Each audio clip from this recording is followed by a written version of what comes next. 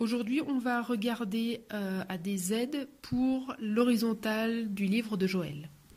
Lorsque vous étudiez le livre de Joël, il y a deux questions qui vont vous aider à voir la vue d'ensemble ou l'horizontale. Donc la première question, c'est que vous allez regarder ce qu'il se passe dans le texte. Et la deuxième question, c'est que vous allez regarder les émotions et l'atmosphère de ces versets.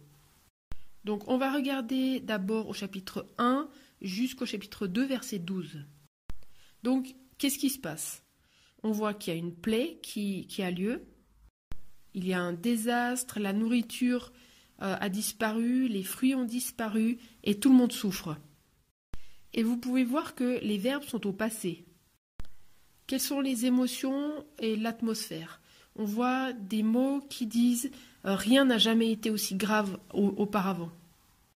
Les gens se lamentent, ils sont dans le deuil, ils pleurent. Et au chapitre 1, verset 12, on voit même « la gaieté est tarie ». Les gens sont revêtus de sacs, ils pleurent, ils se lamentent, ils crient à Dieu et même les animaux crient à Dieu. Il y a de l'obscurité, de la crainte. C'est un appel à la repentance, un appel à jeûner, à pleurer. Donc ça, c'est l'atmosphère de ces passages.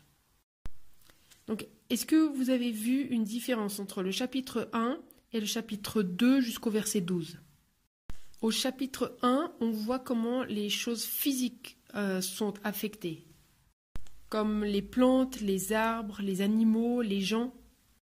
Ce passage est plus centré sur les résultats en fait d'une plaie de sauterelles, peut-être, ou d'une armée. Donc selon l'interprétation, mais en tout cas quelque chose est venu et a amené cette destruction. Et vous avez vu que c'était des verbes au passé, donc ça veut dire que peut-être ça a déjà eu lieu.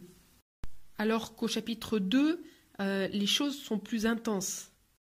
L'accent est davantage mis sur les sauterelles ou l'armée, sur ce qu'ils font et comment ils se comportent, comment ils amènent la destruction. Et les temps sont au présent. Et peut-être que ça indique que ça va se passer dans l'avenir. Donc le sujet principal du chapitre 1 et du chapitre 2 jusqu'au verset 12, c'est le jugement et un appel à la repentance. Et ensuite, est-ce que vous avez vu une différence entre Joël 2 à partir du verset 18 jusqu'à 27 et les chapitres 3 et 4? Est-ce que vous avez vu le langage prophétique, les promesses? Joël chapitre 2, 18 à 27 montre la restauration des choses physiques. La nourriture, la pluie, les pâturages. Il y aura l'abondance, il y aura du vin. On voit que tout ce qui a été détruit au chapitre 1 est maintenant restauré.